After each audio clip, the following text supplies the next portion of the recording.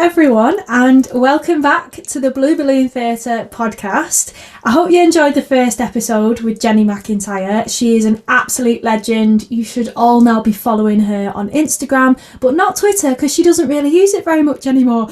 I'm here today with the brilliant Stevie Turner, and I'm so buzzing that you're here, Stevie. Thank you so much for agreeing to chat to me for however long.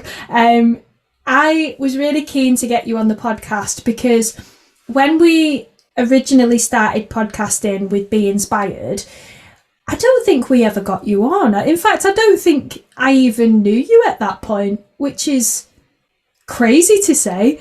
When did you do your first one? It was during lockdown. Oh yeah, no, we hadn't. We'd sent each other a message before lockdown, hadn't we? And hadn't got around to. We were just about to organise some of the Blue Balloon Theatre something. That's right. And, I remember. And like it was supposed to happen the next week or so, wasn't it? And then we all went into lockdown. So it was just that, as I said in that poem of the weekend, there was just that little seeds of things planted before lockdown, and waiting to grow later on. Yeah, speaking of that poem, I have to tell our listeners about that. So we had I think it was our 11th Poetry in the Park at Heaton Park on the Sunday just gone. At the time of recording, that would have been, was it the 15th of September? It was, wasn't it? Yes. And we had a themed event. It's the first time we've actually done a themed Poetry in the Park. So we covered topics like history and heritage of the park itself, community, nature, green spaces. And Stevie delivered the most beautiful poem, kind of incorporating all of those themes. I genuinely don't know how you managed it because it was so articulate and so nuanced, and there was lots of elements of our friendship in there, of North Manchester's history as well as Manchester. I kind of want to talk about your process of writing it and where the ideas came from. It came from lots of little conversations that we had, didn't we? And then as we tapped into things, we started to discover little things about our history that overlapped. I was speaking to my dad last night, and he says, "Oh, you wouldn't have been out on Sunday, would you? Because all the bad weather up there." And I said, "Well, wait, actually, we were in the park, still doing poetry. There's dedication for you." But we found out that my dad used to go used to stay in the summertime just the next street on Osterley Road, he says, just a street or so from where you live, and used to spend a lot of time near the boating lake, and so we had a little walk down there, and some of the poetry came from that, didn't it? Just imagining how it might have looked in the past, and there was some overlaps with a poem that I did for Flapjack Press's The People's Republic of Mancunia, where I'd written a very long historical piece. And then the editor, Paul Needs, chopped it down to 2 verses and turned it into a really good 2-verse poem. But I finally found the original and got a chance to sew some of those bits back into another poem, and some of them crossed over. So some of the talks are sort of the working class monkey parades that the bourgeois were slightly suspicious of, the turn of the 1900s.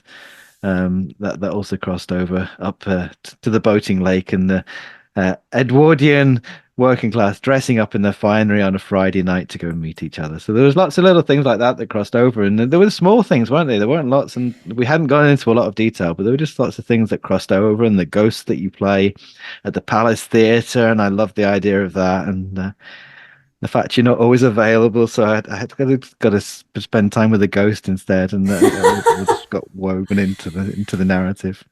Yeah, it was so special, I think, for me. So the ghost that Stevie is referring to is Mary Hardy, and that is a character that I created for the family tours at the Palace Theatre. One of the jobs that I do is with the creative learning department there and at the Opera House, and I absolutely love it. It's one of my favourite jobs I think I've probably ever done, and I never thought I would love anything as much as I love acting, but facilitation and working in engagement, community engagement, is really special for me. So being able to sort of bring that kind of engagement and acting together with this role felt really special, especially for me as I'd kind of grown up in the Palace Theatre because of my mum. My mum has worked there since I was about 2 or 3 years old, and I'm now 29. So that's quite a long old time. So I think to hear parts of that journey, like my creative journey with Mary, in that poem that you delivered, it just felt so special. I mean, I'm a very, very big fan of your writing anyway, Stevie, but I do think that was up there as being one of my favourites of yours. It really was. Thank you. Yeah. There was another crossover, wasn't there? Because also my dad did a program for a production at the Royal Exchange called Sparks. Also, when I was very young, and it was same sort of age, like 3 or 4, and you're talking in the poem about Mary Hardy being traveling around with her dad and meeting these different people, and that's the little bit of information that you gave me about this character. Because I asked you, I said you posted that picture of the ghost sitting reading a book on the balcony at the palace with the screens down in the background, and I said, what's the character of this ghost? And thinking, yeah, she's got a character there. That's just not come out of nowhere. And it came back in the most beautiful detail in a message exactly who this person was. And there was a lot of the poems, but I think that was the starting point for the poem. Just thinking about how Mary might have travelled in between the moments that you described. Yeah. It's crazy, isn't it, where inspiration comes from and when it strikes? Because it's never ever occurred to me to write a poem about a character that I've either created or played. Perhaps once that may have crossed my mind a little bit, but I incorporated that inspiration into the poem in a completely different way, where it was more musical, basically, rather than talking about the character. So for me, that was quite interesting and kind of opened my eyes to that possibility. And I just found that really cool. Like, I could literally, thinking about it now, I've played an abundance of characters, and I just think it would be so cool to talk about them in that way, where not as the character anymore, just, them and what their lives We were need to like. sit down. We said we were going to write things together. We need to sit down and Yeah, take some of these characters on a journey and see what else they can get up to outside whatever production or definitely. journey you've already taken them on, and see what happens. Because that's what's very much what happened with with Mary, wasn't it? And you talked about the Yeah. musicality. You talked about the musicality. It did say in the poem, didn't it? I've been dancing with Mary all my life. There felt like there was a lot of music. And of course, you're the musical theatre person go-to, aren't you? So Well, there had to be some music in there somewhere. this is the thing though, like, yes, my background is in musical theatre, and I'm very, very grateful for that, because that's kind of where my true passion for music blossomed into what it is now. But I think where poetry is concerned, there are so many links between music and poetry. It's very lyrical, it's very melodic in its flow, dependent on how you write it. And I know for me, that kind of hybrid performance of music and poetry is kind of, that's become very important to me. And I think they're so closely linked. It's quite special in a way. I think when there's this ethos or phrase, shall we say, that sometimes goes around within the performing arts industry of, when words are no longer enough, you sing. And for me, the same kind of applies to poetry. And when I'm performing it, I always think to myself, when the words are no longer enough, that's when I will include the music, and that's when I will sing. And I've incorporated that into quite a few of my sort of performancey pieces. Yeah, it's really interesting, isn't it? The links. I'd love to do like a paper on it, like a dissertation on it or something, because I feel like I could go back to uni right now and just, research it until my heart's content, because I'm incredibly passionate about it. But I could definitely go back to uni. I think I'm one of life's eternal students, and I never really want to stop exactly, learning and studying. it's Work gets in the way. I mean, I know. I think it's a real gift to feel that as well. That we're constantly learning. Like for me, when I'm acting or when I'm auditioning for a job as an actor, I'm learning even when I'm in the audition. I'm learning how I cope under pressure. I'm learning how to put my best foot forward even when I'm anxious and how to channel that mm, energy. I'm learning about my ability as an actor and how I can, slip into character, how I can be in the moment. That's something I spoke to Jenny about actually in the last podcast is being in the moment and listening to what your sort of ensemble or fellow actors are feeding you is probably the best thing that you can do as an actor, because you listen and respond. And I think in a lot of ways, when we're performing at like open mics, poetry open mics, that dialogue is still there between the audience and us. We're still listening to how they respond, because sometimes you can get a very quiet audience, but sometimes you get ones that are very vocal. They'll start to click. we often change our sets, don't we, based on what type of audience there is there. We'll go in with having practiced and ready to deliver a certain piece, and then you just don't feel it from the audience that you've got for that evening, and Yeah, certain poems are not going to work in one way or another. yeah, But we've got a few, and a few different styles, and we can find something for any day.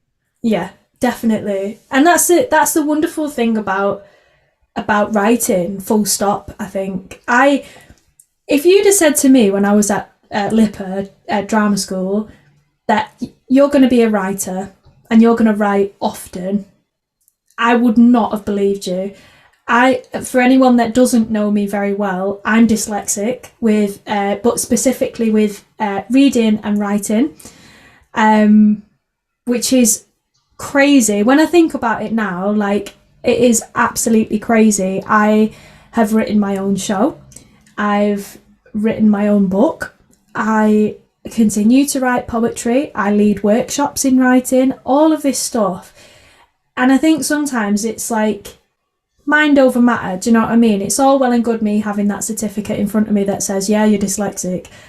But if I've got the willpower and the want and desire to write, and something that I'm really passionate about and want to talk about, then you can write.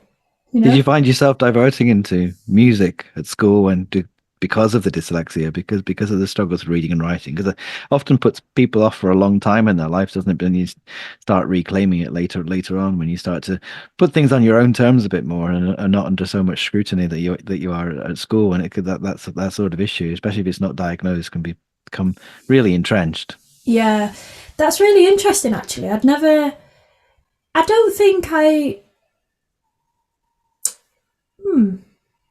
don't think I ever did lean into music, not really. I knew that probably from about year 9 that sort of performing was something I had a great interest in. But I think actually it was the more practical lessons that I really it allowed me a chance to let everything out and let everything go as well, without me really realising.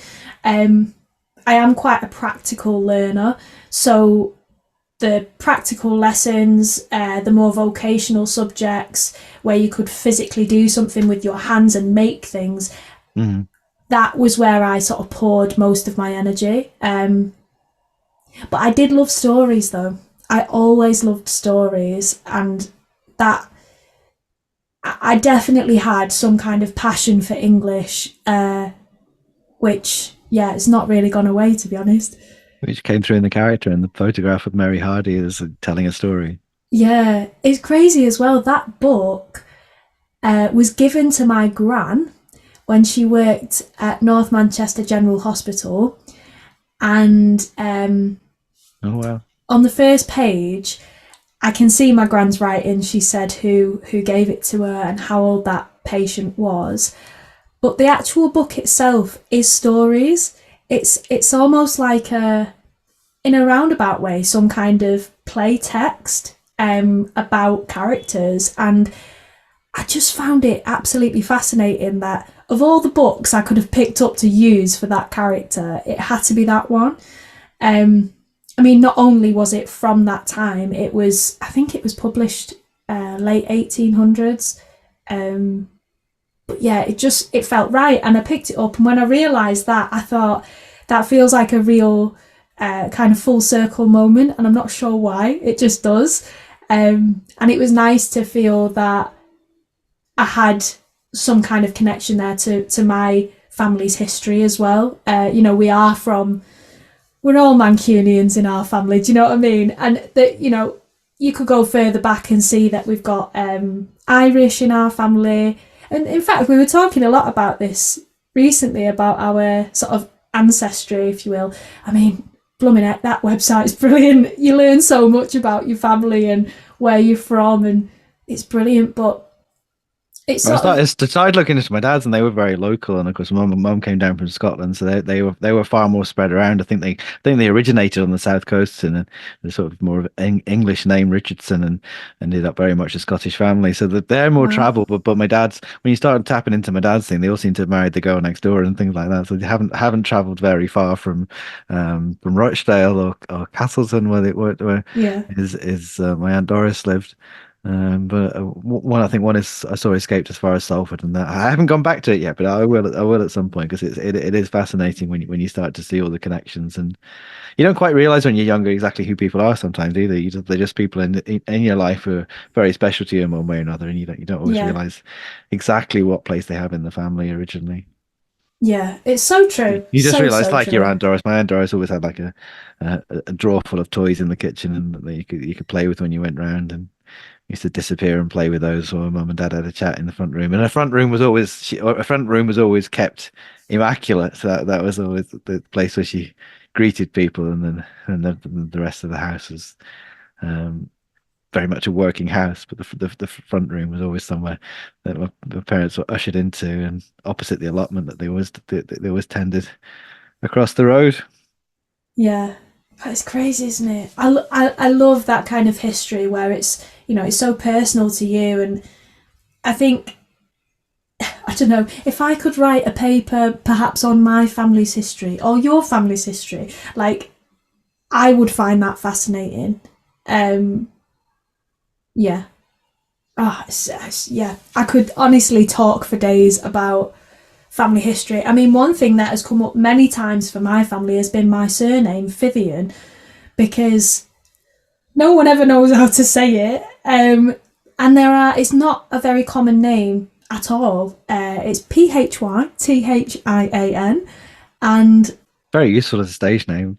oh, it is. It is. It's a conversation starter. I remember once having an audition in London, and it was one of those where you travel for several hours on the train down to London. You prepare, you put all the time in to do the song, whatever. You get there and you're in and out in like 2 minutes. And it went really well, actually. It went really well. Even though I didn't get the job, I was really happy with how it went. And I remember the guy said, "Oh, how do you pronounce your surname?" And I said, "Oh, it's Phythian." And he went, "Oh." And I was like, that alone is brilliant. It made me feel much more at ease, I'll tell you that for nothing. But yeah, I mean, originally we thought it might have been Greek.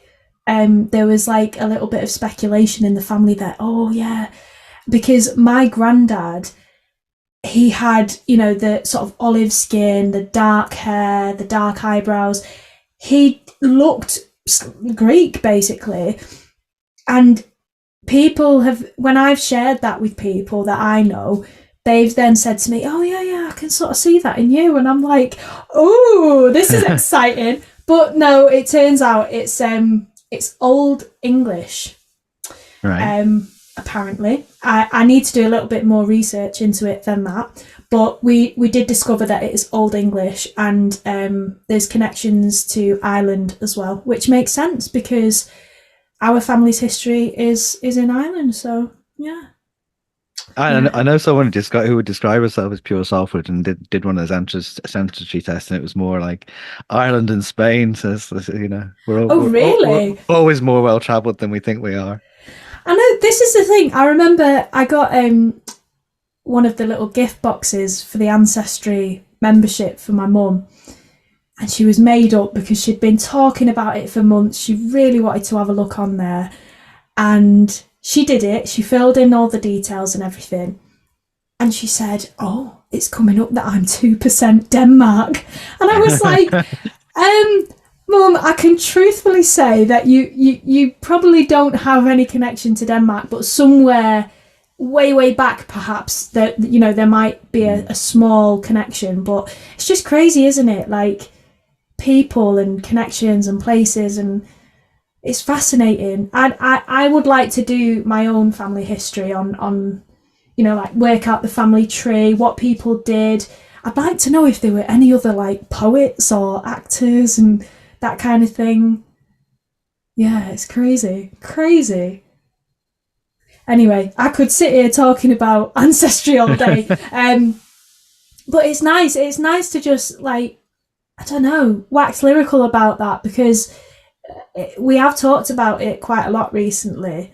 And I wanted to ask you, Stevie, like, in terms of poetry, because your poetry is like, they're like moments in time. And what inspires you to write in that way, do you think? I usually have lots of little things written down from different places, lots of notebooks with things scribbled in them, half finished or not even that, and eventually they all get pulled together.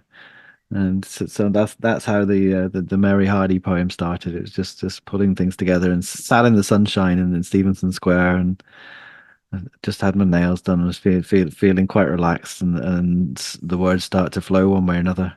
Yeah. And a lot of it comes from music as well. I'm much more influenced by music than poetry, probably. That's always probably my starting point. I like your musical songs. I like the songs which tell a story, Yeah. or whether that's people like Mark Almond saw on Saturday Night in Manchester. That's always very much a storyteller. But also people like Catherine Tickell, who has the Northumbrian Pipes and Fiddle, and she always tells the story of every piece that's been played on this. Most of them are instrumental, but always tells the story of going up the northeastern coast and finding little stories tucked away in all the villages up there, and they're turned into musical pieces. So I'm always interested in that connection between music. I probably started writing songs first, and then started writing more when I went to university, probably. It's Right. something I think of things I did a bit at school, and then fell out of love with English, as many people do at school, because it just becomes very routine, and you're forced to read a very narrow curriculum. I used to babysit for somebody in the village where I grew up, and she had lots of books, and she kept saying, you know, you should come back to this. You know, this is where your heart belongs. And she was right, actually. It took an outsider to just remind me where I'd end up eventually. And then when I ended up, I went to university, in the University of Bolton, actually, and really enjoyed the course when I went up there. It was a very modular course, and I could avoid exams, and I could pick literature from around the world. It wasn't about English literature. You could look at European and American literature, and that really connected more with things that I was interested in. I've always been very much a sort of European influenced person, and so I like those kind of stories. And again, a lot of those musical type of tales tell the tales of sailing around the ports, and uh, all the things that happened. And I like that kind of, I like the thing you can just turn up in a place one night and have a magical time, and then move on to somewhere else. Sort Yeah. of this transient nature of life. Ah, that's beautiful, Stevie. I feel like everything that you've just said, it really comes across in your writing. It's beautiful. It's incredibly powerful. And I think that essence of, you know, you can go somewhere for one day, one evening, have a truly magical time, and then life will take you somewhere else, or it'll take you back to your routine or somewhere completely different. And I think there's something really special in that idea and trying to translate that onto paper as well. Yeah, that's so interesting. So interesting. I mean, Manchester's a very musical city anyway, so it's very much that's part of its history and tradition, isn't it? And one way or another, also that from the Friday night meets to the dancing and the fact we get up late on a Sunday morning. We were bemoaning the fact we couldn't get to the shops till 11:30 the other morning, because I wanted to get some hot chocolate. But that's very much Manchester, isn't it? Everyone's out on a Friday and Saturday night and escaping in one way or another from their lives, and then go Yeah. back. But there's lots of stories in that, and that many that have been told over the years. And Thinking on what you were saying just then, I got a really interesting message from Jazz the other day. Now, obviously, Jazz co-runs Blue Balloon with me, is currently very preoccupied with their job in Sheffield at Sheffield Theatres, and they're learning about producing basically in this role. It's very hands-on, they're having a wonderful time. But they were saying that on a Sunday, everything shuts completely, like things aren't open. And on a Saturday, things close at 5 and da da da. And that for some reason just made me feel like a kid again. Like, I just remember thinking that's like weekends out when you're a kid. You know, you've gone to Southport for oh, the day. Manchester used to be like that, didn't it? It's just it changed into all the post IRA bomb transformation Yeah, turned into an international city. But it is strange when you go to other towns and they still I close at 5 or know. half 5, and it's like, does this happen? And they're quite deserted overnight as well, because people don't live in the centre of many of our towns still in the way that they do in Manchester now. Yeah, it does. The city feels completely different. Like from when I was a kid, like I was saying just then, you know, at a weekend things would close early. You'd go out of the city to, you know, a seaside resort like Southport, Blackpool, wherever you want, have a lovely old time. I mean, we are nostalgia freaks, so, you know, we love kind of having moments where we transport ourselves back to being a kid at the beach or going on family holidays to Wales, things like that.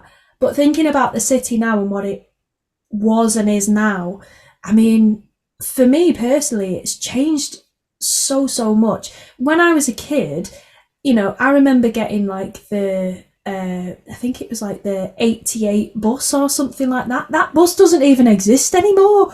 And you'd go into town or you'd go, you know, down Moston Lane in Moston, and you'd go to the Mitt Market, you'd get your 100 grams of jelly babies or whatever. And it's also different now. And in a way, it's brilliant because we are a completely multicultural society here in Manchester. And I think that is absolutely superb. Like, there's so many different shops out there now and different nights where you can experience all of these things. But I mean, I don't know what your thoughts are on this, but it feels a little bit overpopulated.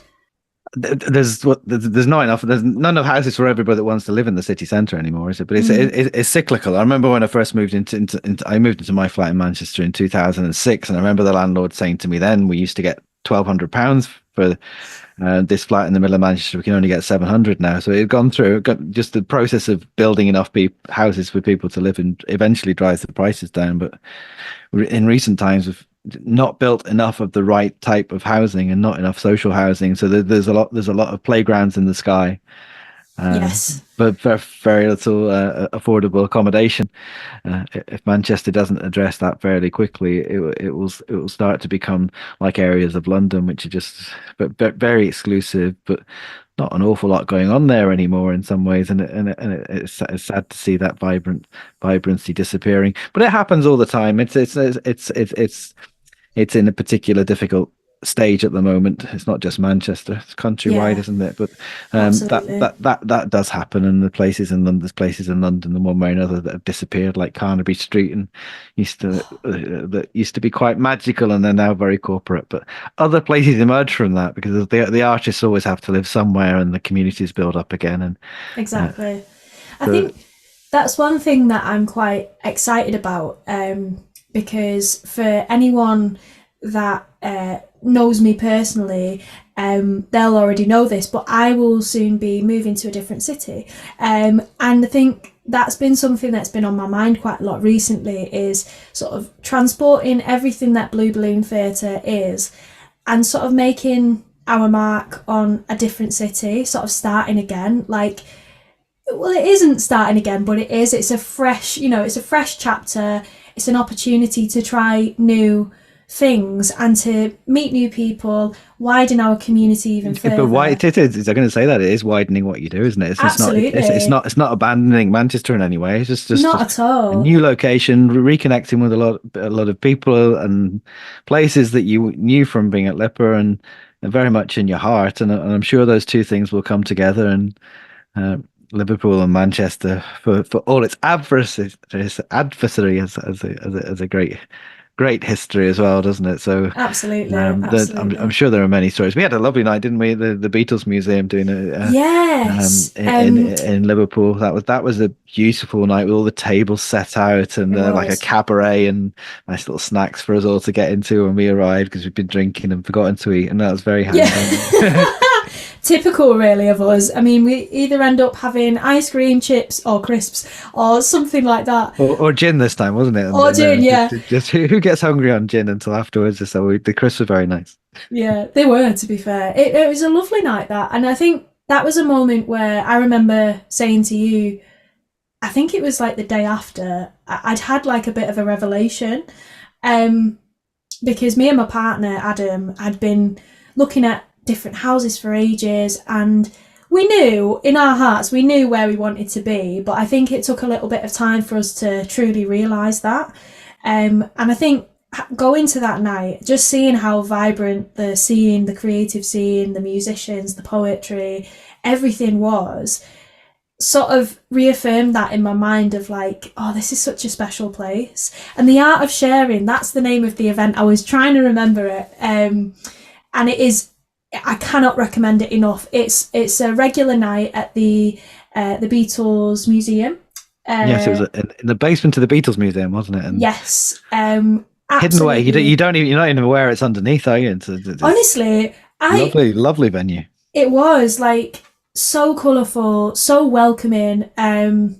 You can tell that it's a family run business, and I'm very fortunate to know India, who put the night on, and she is just the sweetest person I've ever met. She is so lovely, so welcoming to everybody. And I think that really, it set the tone for the night, I think, because everybody was just so warm and welcoming to anyone that stepped on that stage. There was a lot of people that just walked up and shared something. I remember your poetry that night landed like, oh my God, it was so fierce. And I think you were in the right room at the right time with the right people, and everybody just, they were just with you 100%. Do you think you've had many moments like that where you've performed your poetry and you've felt completely like at one with the audience? That was a good night. We didn't know what to expect of that night, did we? So it was very much off the cuff, and hadn't really thought too much about what I was going to perform, and there was a lovely mix of artists, and when we got talking to people afterwards, there was also that generational thing of different people who've been they've been doing this sort of thing themselves 20 years ago, and now they'd come to support the children in some ways, now grown up children. But there was that lovely community within a community feel about it that made for a lovely evening.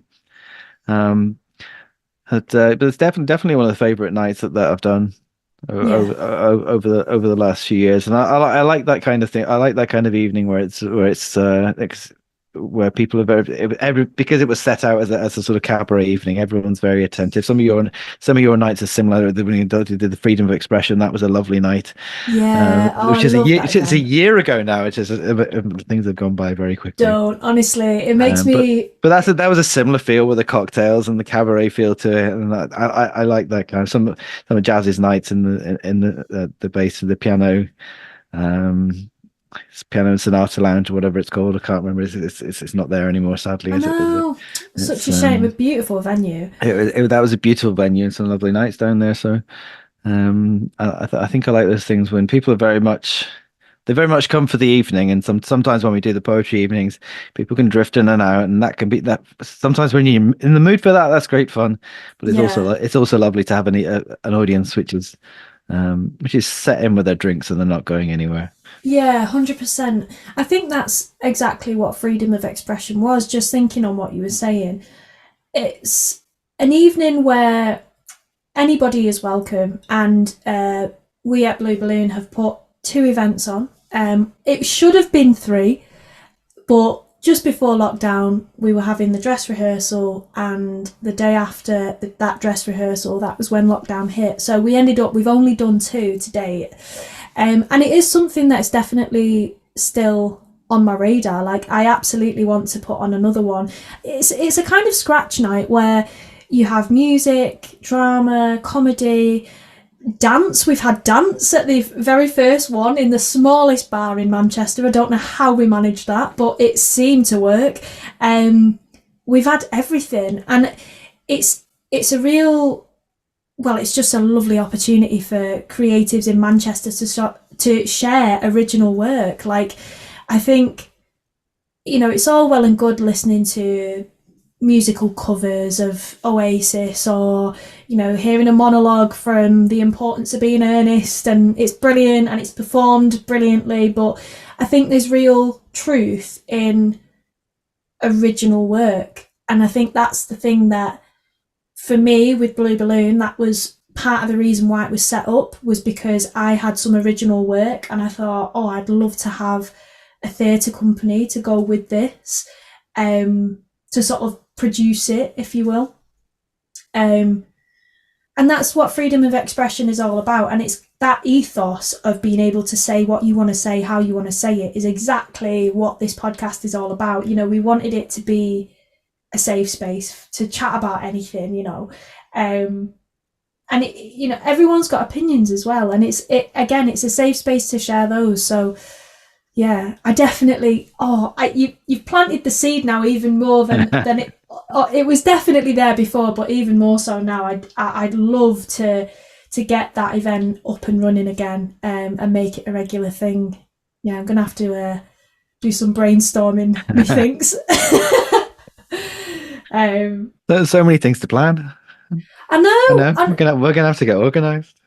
And that's something that we chatted about recently, and you touched briefly on it earlier, was us collaborating. And I mean, first of all, I'm still 100% up for that, and it's something that I think we've kind of discussed this, but as writers, we're both completely different. Like, we come at things from a completely different way, but there are commonalities still within it. Nostalgia freaks and all that. Literally. I'm Honestly, trying to think of the first time. Was it me being all nostalgic, or was it you? It might have been you in Liverpool, actually. Maybe was that the first time that yeah, came up, because you were wandering around Liverpool with your head in the clouds, thinking that, I was. and it was lovely to see you just escaping into another world that you thought you'd left and were never coming back to, and suddenly there you were. So Yeah. and It's, I appreciate that kind of being separated from something one way or another. I was always waiting to come back to Manchester and disappearing on the bus from my parents had a friend in Fallowfield. We used to stay there when they came up, and I used to disappear into Manchester on the bus and go and meet people that had met through smash hits or something random, and that was my freedom very much as a teenager growing up, to escape from Essex. yeah. Escape from Essex. Oh, it's so interesting I'm though, not. isn't it? I'm not from Essex. Just let's put that out there. But I just got exiled down there for the period of my life, and I didn't have a choice. Fair enough. It's funny, isn't it, where life takes you, like, and how you ended up back here. Do you feel like you've really set up a base here now? Probably, but I'm always looking around. And when I was away, I was away in May in Helsinki with Tallinn creative writers, a group of writers who are based in Estonia, but from Czech Republic, Poland.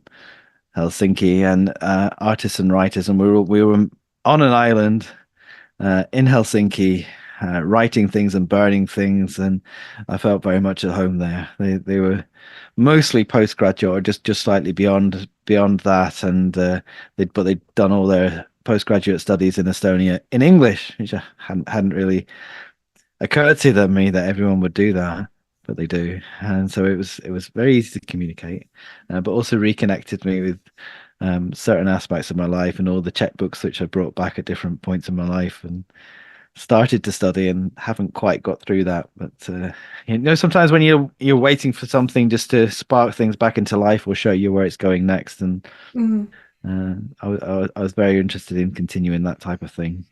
I don't think I'll end up leaving here, but I might disappear for a period of time. We'll see. You have always struck me as that kind of person that if you have a calling, like if your heart tells you you need to go and be in a certain place at a certain time, that you will go. And I really admire that about you.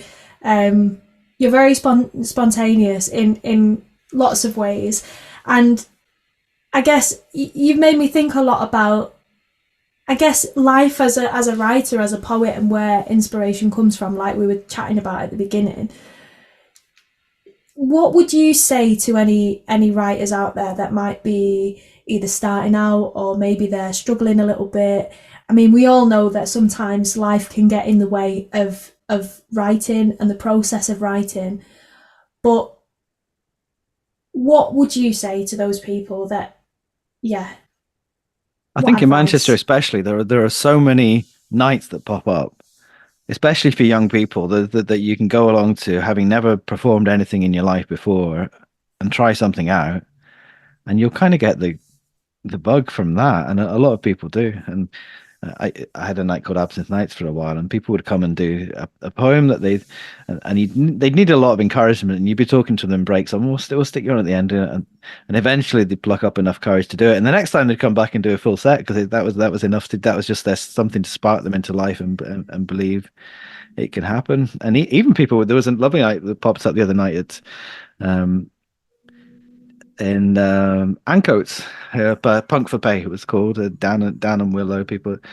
I met about 18 months ago, and I dragged along Martha from the Strangers, one of our colleagues in North Manchester. I found she has a show there called Is This It? And she got up feeling very nervous to do some poetry for the first time in performance. But she'd done loads of bands, been in a band for ages, and done loads of band nights, but still needed a bit of encouragement to get out, and she's done it now, so she'll be back doing some more of that. And so yeah, it's just if you feel like doing that, find these nights in Manchester, look around. They'll almost always be very welcoming.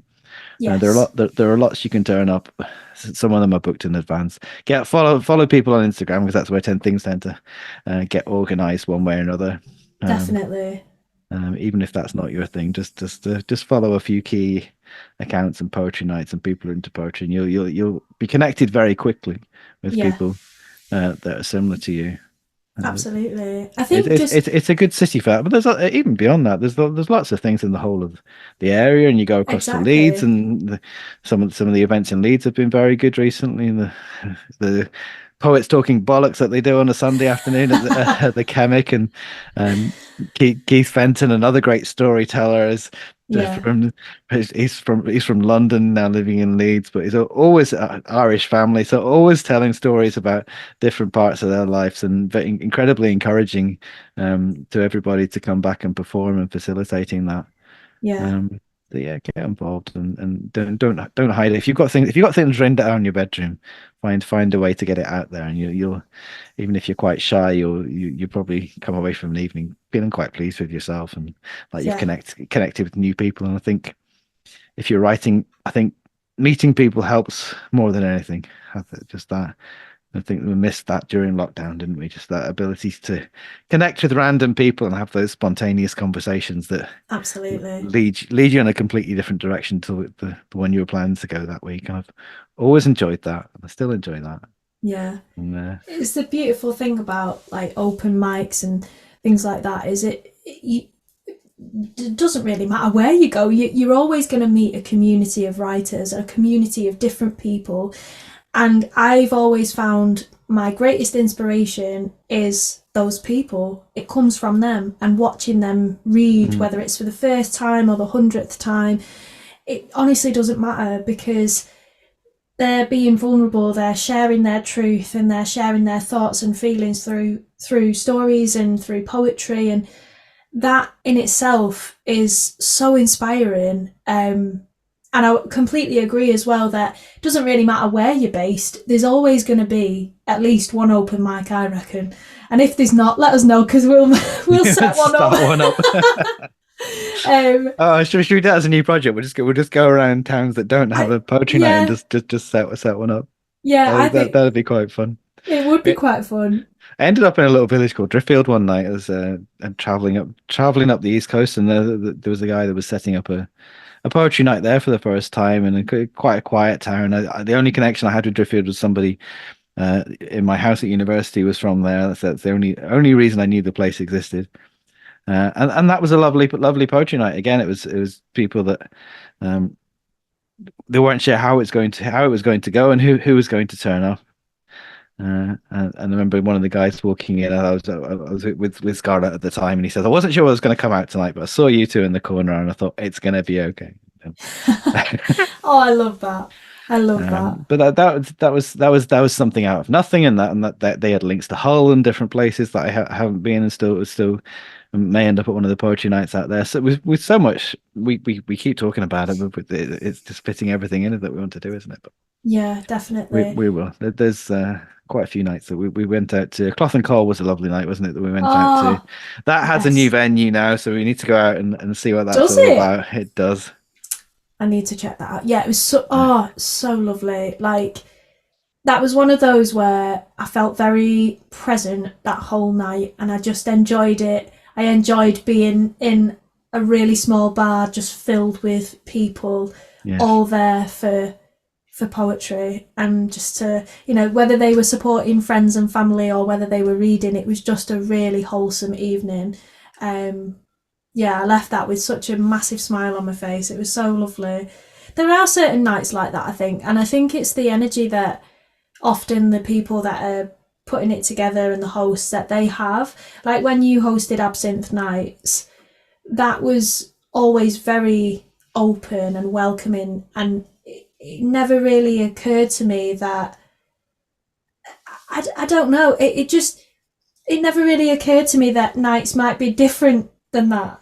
Do you know what I mean? Because I was like, oh, this is just absolutely lovely, and it's so welcoming and warm, and everyone is on the, doesn't matter. Like I was saying, it doesn't matter whether they've performed once or 100 times. Everyone's on an equal playing field. It never occurred to me that nights might be different to that, and there are nights that are different to that. And they've got such wonderful things going for them. I'm not in any way sort of dissing them. I would never, but I think it just makes me appreciate those nights even more. The ones that are really positive and sort of fueled for all the right reasons. Do you know what I mean? Yes. When I started out, the first night that I went to was a night called Freed Up in Manchester. It used to be at the Green Room, which is now Gorilla, in the front area where all the restaurant is now. And Dominic Berry and Steve O'Connor used to host a night called Freed Up, and it was the same thing. You turned up, you have your 3 minutes. It was a themed night, like you did for Poetry in the Park on Nice. Sunday, which is always a good kick to get you to write something new each time and try things out. And that was a very supportive night as well. So that was probably what the feeling when I was setting up Absinthe Nights, just looking back to that sort of time, and all the busloads of students would come up from Kiel as well for some of those nights on Thursday night, because it's cemented its reputation, and then eventually people moved on to new projects, and of course the Green Room lost its funding once the um, government changed in 2010, and so it changed the remit slightly of what Green Room and now Gorilla does. But at the time, that was and for the moment, it was a really beautiful night, full of misfits and creative people that you love, um, and very social as well. There was always afters for that night, and it always went somewhere. So. And Yeah, I just started living in the city centre at the time, so it was one of those things that everything came together at the right time. amazing. I So love that. I And always end, I think Dominic's just set up a night in Manchester. he Like he has, he just has. 14 years later, he's come back to hosting a night in Manchester, having been on all his travels and released all his books and everything. So Well, that was I've not been here. That was the same night as Punk for Pay, so they clashed on Thursday. But I'll go along one night and see what that's all about. yeah. I always really enjoy that as well because there's been times where I've been to open mics and I've not been feeling good at all, but something in me has gone, you need to go. Just, doesn't matter what you look like, just get your book, head off, get there Yeah. and read. And I think the social aspect has helped me through so many difficult days and moments in my own life and in my own creative journey as well. I think It drags you out sometimes, doesn't it? When you just it get into that does. slightly introspective mode and you just feeling the world's on top of you a little bit. Those things that just give you a bit of a nudge to say that there is somewhere to go and it's going to be okay. And if it's not, we can come home early. But it usually Yeah. works. It usually works out okay, doesn't it? And Yeah, definitely. probably again with Freed Up, that was always I was busy with kids are very young at the time, so I was that was very much my focal point. This night I am going to be going out uh and I did, and it was good fun while it lasted. Yeah. Oh, brilliant. Well, that feels like a really lovely way to end our podcast. But I just wanted to say thank you again, Stevie, for Thank you. coming on, chatting to me. I feel like we've covered so much in such a short time, but I hope you guys listening at home have enjoyed listening as well. And Stevie, if we want to find you on social media or on SoundCloud, hint hint, where can we find we've not you? talked about that, have we? We haven't actually. I mean, I would highly recommend that everybody listening go and find Stevie Turner. Is it SoundCloud? It is, isn't it? I think it was on SoundCloud. I think it's linked through my Instagram, which is stevie.poet. So it is linked through that. Stevie.poet. Things on our list of things to go back to and turn into something else. What did I Definitely. say? I said I was going to steal one of the lines from your poem and write a song about it, wasn't it? The beneath hanging lights and lanterns. That Yes. make a great song, wouldn't it? This is what I mean. Like they're so closely linked, and that's the beautiful thing. I'd love to make some kind of music with you, or by myself, or in lots of. It's going to happen. We've Exactly, thrown all like- that into the mix now, so it's It definitely going to needs, happen. yeah, it will happen, definitely. We were talking, me and Jenny, when we were on the last podcast, spoke about manifestation. And once you say it out loud and you say, this is my goal, then, well, it's got to happen, really. But yeah. Oh, thank you so much, Stevie. It's been such a joy, as always, chatting to you. Stevie.poet on Instagram. And is it the same on Twitter? Or X? I think it's the Absinthe Poet on X, but I don't use Amazing. it that much. What is it with people not using X as much? I Do you know mean, why? rightly so. Because it just the algorithms are just connecting you with people that you don't want to Exactly. meet, and it's meant to be the opposite. You actually Yes. want. It's like I don't want to be connected with right wing accounts I don't follow. And it's very Yeah. it's quite disturbing the way that's getting pushed into your feed. So Yeah. it's increasingly somewhere that I don't really use. So Yeah. Yeah. Instagram seems to be the place to be. Instagram works for poetry, doesn't it? It does. People are a little bit skeptical when we say that, but it does particularly for Yeah. some of the newer nights. And there's a bit of a Facebook Instagram divide between certain poetry nights. But So true. if you want to spread a night to certainly a younger generation, you need the Instagram bit. And I didn't even have Instagram after lockdown. I got so tired of people in the night saying, "You're on Insta, you're on Insta." Okay, fine, get an Insta. I know. But it's been very useful. A few people that I know have found that where so many people have asked them, have they got Instagram, that they've just they've surrendered and gone, fine, I'll get it. But they actually use it quite a lot. I use it probably more than any of the others, but yeah. Amazing. Well, thank you again, lovely listeners at home, wherever you may be listening, at whatever time you may be listening. Thank you so much for tuning in. Thank you so much. Thanks, Stevie. Honestly, I feel like doing a podcast with you just felt like the loveliest thing to do. And even though we never did a Be Inspired episode together, this kind of feels like it. So yeah, Amazing. happy Thank you. days. Right, until the next time, guys, we will see you very soon. If you're on YouTube, give us a like, drop a comment down below. If you've got any questions, as always, comment them on there. You can also comment on Spotify episodes now as well. So leave us a comment and we'll get back to you and share our stories, no doubt. But yeah, thank you so much and we'll see you soon.